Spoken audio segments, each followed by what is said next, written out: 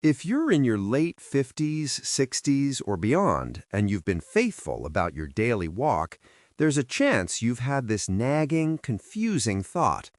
Why do I still feel a bit wobbly when I turn, or oddly weak getting up from a chair, even though I walk all the time? I hear that all the time from sensible, hardworking people who are doing what they were told would keep them strong, and I want you to know there's nothing wrong with you for feeling that way. Walking is good for your heart, your mood, your circulation, and your general stamina, and I'm not here to talk you out of it. But I am here to explain something most people never get told in plain English. Walking by itself is often too gentle and too repetitive to protect the exact muscles and balance reactions that keep you steady in real life. Getting off the sofa, stepping out of the bath, turning quickly when someone calls your name, or catching yourself when your toe clips the edge of a rug. Those are the moments that reveal whether your body can produce a quick burst of strength and a fast correction, and many regular walkers are surprised to learn that those skills don't automatically improve just because you're logging steps. Think of it like this. Walking is a wonderful keep the engine running activity, but it doesn't always rebuild the parts that help you stand up powerfully, shift your weight confidently, and stay stable when life doesn't move in a straight line. As we get older, the body becomes a bit more economical. If a muscle isn't clearly needed, the brain gradually stops investing in it the same way, and the signal to that muscle can get quieter over time. That doesn't mean the strength is gone forever. It often means it hasn't been invited to show up.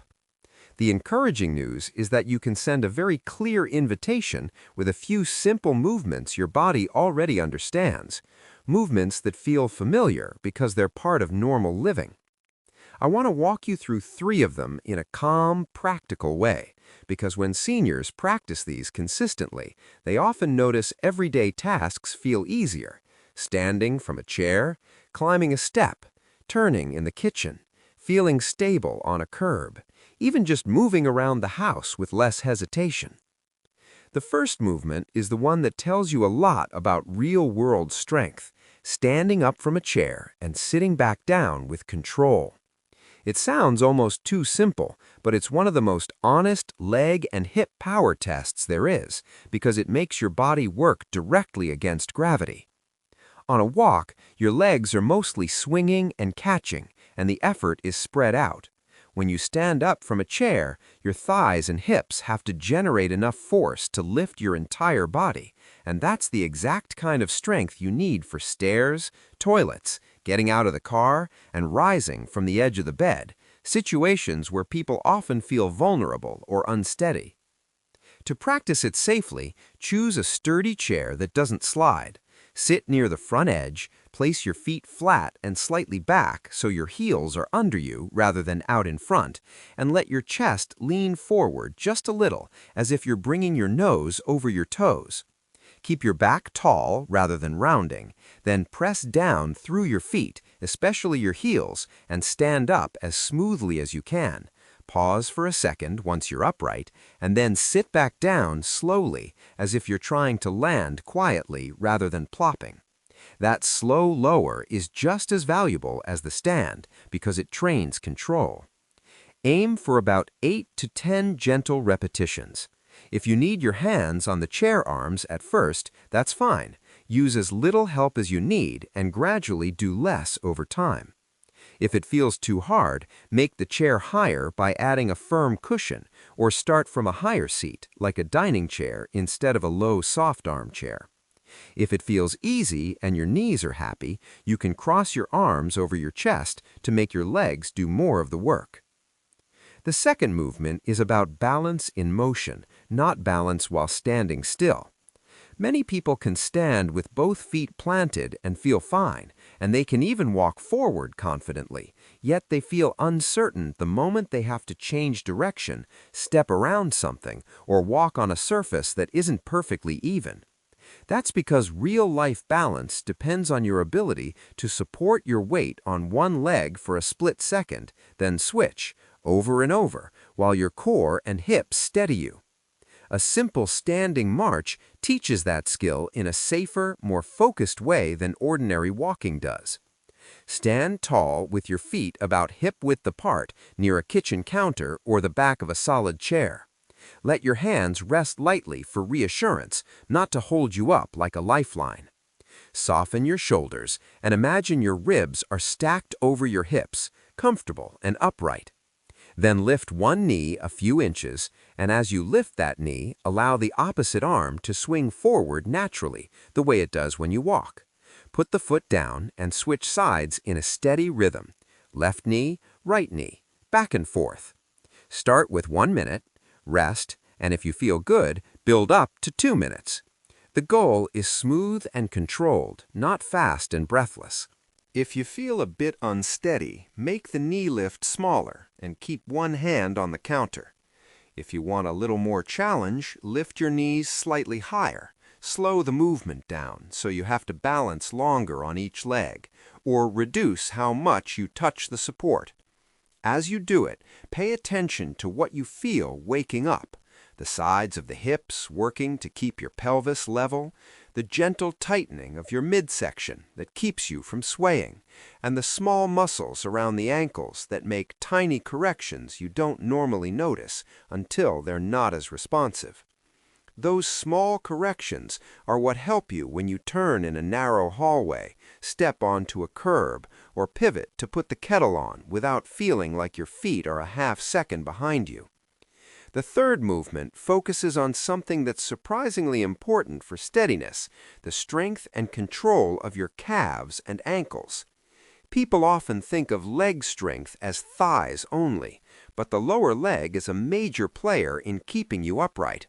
Your ankles help you make quick adjustments, and your calves help you push off, control your landing, and keep your body from tipping forward. Here's the catch. During an easy, steady walk, the calf muscles may not get a strong enough challenge to truly rebuild, especially if your stride is short or you shuffle a bit without realizing it. Heel raises, lifting up onto the balls of your feet, give your calves a clear job to do. Stand behind a sturdy chair or hold the counter, feet hip-width apart, weight evenly spread. Without leaning forward, slowly lift your heels so you rise up tall, like you're trying to look over a fence, then pause briefly at the top and lower down with control. Try 10 to 12 repetitions. The key is not speed, it's steadiness. If that's too much, lift only halfway or do fewer repetitions. If it feels easy, hold the top position for an extra second or two, or slow the lowering phase so it becomes almost like you're resisting gravity on the way down.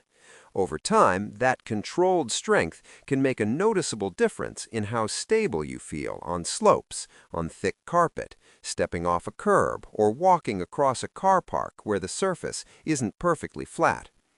Now, let's put this into a simple, realistic routine that fits the lives of people who have bills to pay, grandkids to see, and knees or backs that may be a bit temperamental. You don't need to turn your home into a gym, and you don't need long workouts.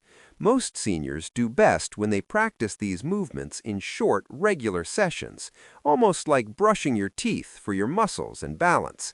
You could do them 3 times a week or even most days if they feel comfortable. Sit to stands for strength, a standing march for balance and coordination, and heel raises for ankle and calf support. It might take you 10 minutes, and you can do it while the kettle boils or before you sit down to watch the news. And you can absolutely keep your walks. Just stop expecting walking alone to cover everything. Walking is the nice, steady conversation your body enjoys. These 3 movements are the clear, direct messages that tell your muscles and balance system, I still need you, stay awake. If you want a practical example, imagine 2 people the same age. Both walk every morning.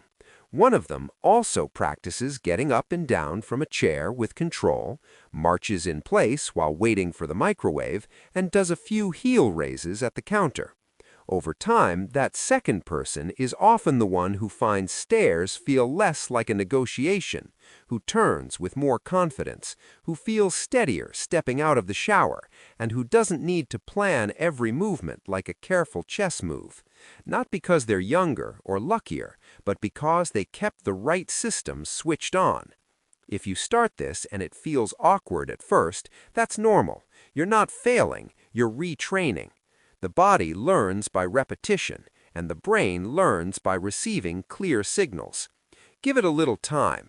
Keep the movements small and controlled, and notice the everyday wins. Standing up without using your hands as much, walking through the kitchen without grabbing the counter, stepping off a curb without that little jolt of uncertainty. Those are quiet victories, and they add up. You've already proven you can be consistent. Your walking shows that. Now you're simply rounding out the picture, so your strength, balance, and steadiness match the effort you're putting in, and so you can keep doing the things you enjoy with a body that feels reliable again.